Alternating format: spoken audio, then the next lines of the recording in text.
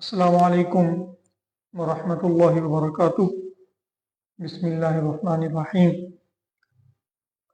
आज मैं आपके सामने इस बात का तज़किरा करना चाहता हूँ कि मेरे ख़्याल में, मेरी नज़र में इस वक्त जितने भी लीडर्स, रहनुमा दुनिया के अंदर मौजूद हैं, उनमें से सबसे बेहतर, सबसे अच्छा और सबसे अजीम लीडर कौन है।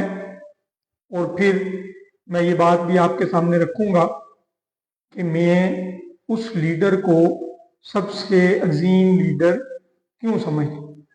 तो सबसे पहले तो मैं ये समझता हूँ कि इस वक्त जितने भी लीडर्स, जितने भी रहनुमा, जितने भी कायदीन मौजूद हैं, उनमें से सेनेटर, रिटायर्ड सेनेटर सिराजुल हक साहब ये सबसे अजीम लीडर, सबसे अजीम रहनुमा हैं।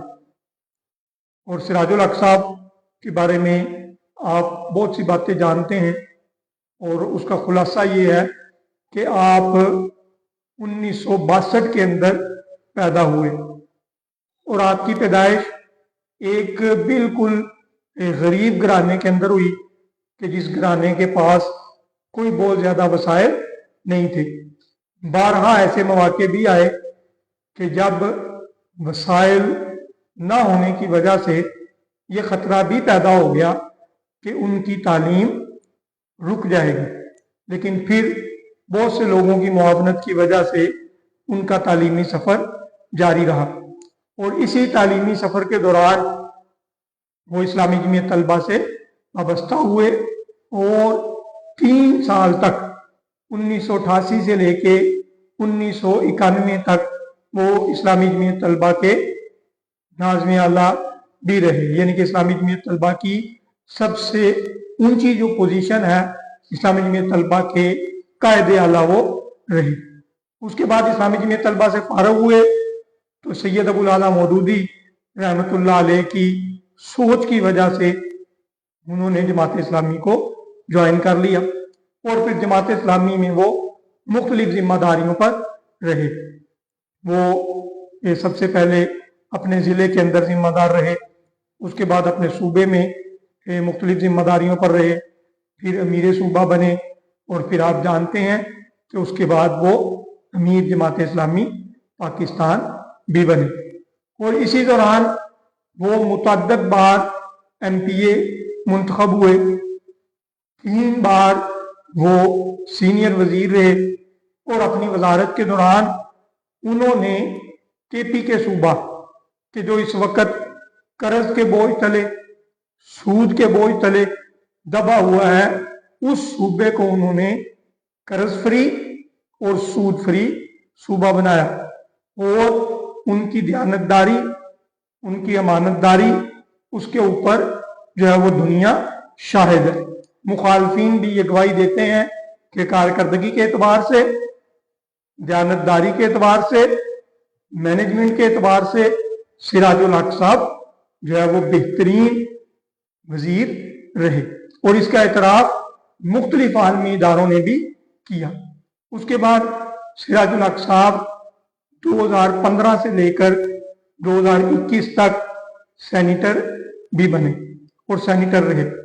और आप जानते हैं कि वो बड़ा मशहूर फिक्रा कि जो एक जज की जुबान से निकला कि अगर अमानतदारी को बुनियाद बनाया जाए और आइन की दफ़ा 62-63 के ऊपर अमल किया जाए तो पार्लियामेंट के अंदर सिर्फ एक फर्द बचेगा और वो फर्द है सिराजुल हक। ये सिराजुल हक साहब, सिराजुल हक साहब जमात इस्लामी के अमीर रहे, 2 टेन्योर उन्होंने इमारत के गुजारे। उसके बाद उनको अरकान जमात ने मुंतखब नहीं किया और इस वक्त सिराजुल हक साहब जमात इस्लामी की किसी भी जिम्मेदारी के ऊपर नहीं है। उनके पास कोई ओहदा नहीं है, उनके पास कोई मनसब नहीं है, क्योंकि ये जमात इस्लामी की एक आप कह लें रवायत है कि जब कोई बंदा अमीर जमात इस्लामी पाकिस्तान बनता है और फिर उसकी जिम्मेदारी खत्म होती है तो उसके बाद अमूमन उसको जमात के अंदर कोई मनसब, कोई ओहदा नहीं दिया जाता। आप जानते हैं कि सैयद अबुल आला मौदूदी रहमतुल्लाह अलैह अपनी जिंदगी में उन्होंने इमारत को छोड़ा। मियां तुफैल मोहम्मद साहब, उन्होंने अपनी जिंदगी में इमारत को छोड़ा। इसी तरह से काजी हुसैन अहमद साहब, वो भी अमीर बनने के बाद बहुत अरसा जिंदा रहे और उस दौर में वो अमीर नहीं भी थे। इसी तरह से सैयद मुनव्वर हसन साहब, ये सब लोग अपनी इमारत के बाद भी जिंदा रहे, लेकिन उस दौरान में इनके पास जमात का कोई ओहदा नहीं था। तो सिराजुल हक साहब भी इस वक्त जमात इस्लामी के अंदर किसी जिम्मेदारी, किसी ओहदे, किसी मनसब के ऊपर नहीं, लेकिन इसके बावजूद आप देखते हैं कि वो बतौर कारकुन मुतहर्रक है। तो ये सरसरी सा तारुफ है सिराजुल हक साहब का, कि जिनके बारे में मेरा ये ख्याल है, मेरा ये नजरिया है कि वो इस वक्त जितने भी लीडर्स मौजूद हैं उनके लिए एक मिसाल है, और जितने भी लीडर्स मौजूद हैं वो उनमें से सबसे बेहतर है। अच्छा, अब इसकी वजह क्या है? सबसे पहली वजह कि सिराजुल हक साहब मुख्तलिफ ओहदों पर रहे, मुख्तलिफ जिम्मेदारियों पर रहे, लेकिन कभी भी उन्होंने किसी जिम्मेदारी, किसी ओहदे, किसी मनसब की ख्वाहिश नहीं की।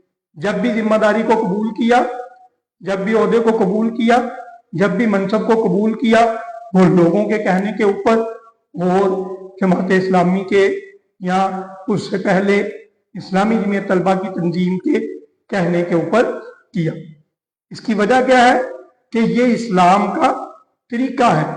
अल्लाह के नबी सल्लम की यह हदायत है कि तुम जिम्मेदारी को कबूल मत करो, उसकी ख्वाहिश मत करो। कभी ये ना चाहो कि अल्लाह ताला मैं जिम्मेदार बन जाऊं, मुझे ये ओहदा मिल जाए, मुझे ये मनसब मिल जाए। आपने फरमाया अगर तुम्हें तुम्हारे मांगने के ऊपर ओहदा दिया जाएगा तो फिर तुम्हें उसके सुपुर्द कर दिया जाएगा, और अगर तुम्हें बगैर मांगे ओहदा मिलता है तो फिर अल्लाह ताला तुम्हारी उसके ऊपर मदद करेंगे। तो ये उनकी सबसे बड़ी खूबी कि उन्होंने कभी किसी ओहदे की ख्वाहिश नहीं की। उनके किसी अमल से भी आपको ये नहीं लगेगा कि वो ओहदे के ख्वाहिशमंद हैं। दूसरे नंबर पर वो हमेशा अपनी तंजीम, अपनी शोरायत और जो भी जमात के मुख्तलिफ फोरम्स हैं वो उनके पाबंद रहे। यहाँ तक कि अगर वो अमीर जमात इस्लामी पाकिस्तान भी हैं तो भी वो अपनी शूरा के पाबंद रहे। आपके इल्म में होगा बहुत सी बातें तो ऐसी हैं कि जो बाहर नहीं आती, कि जिसमें शूरा की एक राय थी, सिराज साहब की दूसरी राय थी, लेकिन उन्होंने शूरा की राय को कबूल किया। लेकिन आप जानते हैं कि 2024 के इलेक्शन के बाद सिराजुल हक साहब ने रिजाइन कर दी, इस्तीफा दे दिया, और उन्होंने कहा कि मैं ये समझता हूं कि मुझे अब इस जिम्मेदारी के ऊपर नहीं रहना चाहिए। जमात इस्लामी ने अपने तरीके के मुताबिक शूरा का इजलास बुलाया और शूरा ने कहा कि नहीं, आप ही इस जिम्मेदारी को कबूल करेंगे, इस जिम्मेदारी को लेकर चलेंगे, और सिराजुल हक साहब ने शूरा की उस बात को माना। इसके बाद जब उनकी जिम्मेदारी खत्म हुई, अब ये नहीं तो उन्होंने कहा कि क्योंकि अब मैं जिम्मेदार नहीं हूं, अब मेरे आगे पीछे जो है वो लोग नहीं है, तो इसलिए मैं काम करना बंद कर दूंगा। नहीं, वो अमीर जमात की जिम्मेदारी खत्म होने के बाद भी आज भी उस नजरिए के लिए, उस जिद्दोजहद के लिए, उस मकसद के लिए कि जिसके लिए उस जिम्मेदारी के दौरान भागदौड़ करते थे, आज भी वो उस मकसद के लिए मुतहर्रक है। बल्कि जब उन्होंने अमीर जमात इस्लामी पाकिस्तान हाफिज नईमुर रहमान साहब की हलफ बरदारी की तकरीब में गुफ्तगू की, तो उन्होंने कहा कि मुझे ये नहीं पता कि मैं कैसा लीडर हूं, और मैं कैसा अमीर जमात साबित हुआ हूं, लेकिन ये बात मुझे पता है कि मैं एक अच्छा कारकुन। तो ये वाकई उन्होंने सबूत दिया कि कभी आपने किसी मौके पर ये महसूस नहीं किया होगा कि उनको इस बात से कोई गिला है कि वो अब बतौर कारकुन काम कर रहे हैं, नहीं, बल्कि वो बखुशी काम करते हैं। और फिर इसी तरह से उनके किसी तर्ज अमल से, किसी फेल से आपको ये नहीं लगेगा कि जो मौजूदा अमीर जमात है उनकी कोई पॉलिसी गलत है। बल्कि एक मौके पर एक सहाफी ने उनको ये कहा कि ये फलां इशू है, मैं इसके ऊपर आपसे बात करना चाहता हूँ, इंटरव्यू करना चाहता हूँ, आपकी राय लेना चाहता हूँ।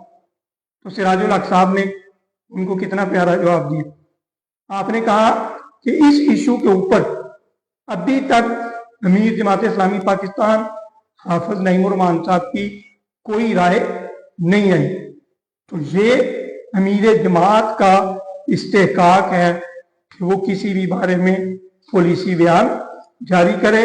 तो इसलिए जब तक अमीर जमात इस मौजू पर अपनी राय नहीं देते, मैं भी इसके ऊपर कोई राय नहीं दूंगा। और उसको इंटरव्यू देने से आपने इनकार कर दी। अब ये बेहतरीन मिसाल है डिसिप्लिन की।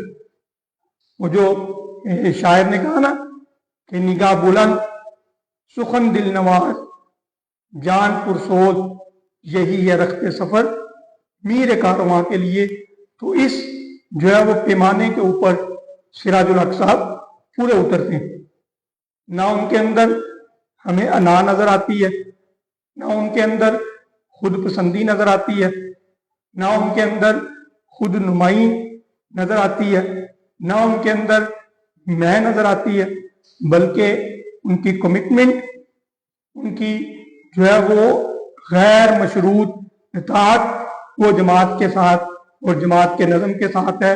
और ये हकीकत है कि जो अच्छा कारकुन है वो ही अच्छा लीडर है। अल्लाह ताला से दुआ है कि वो हम सब को भी जो है अकामत दीन की जिद्दोजहद, अल्लाह के दीन के गलबे की जिद्दोजहद करने की तौफीक अता फरमाए।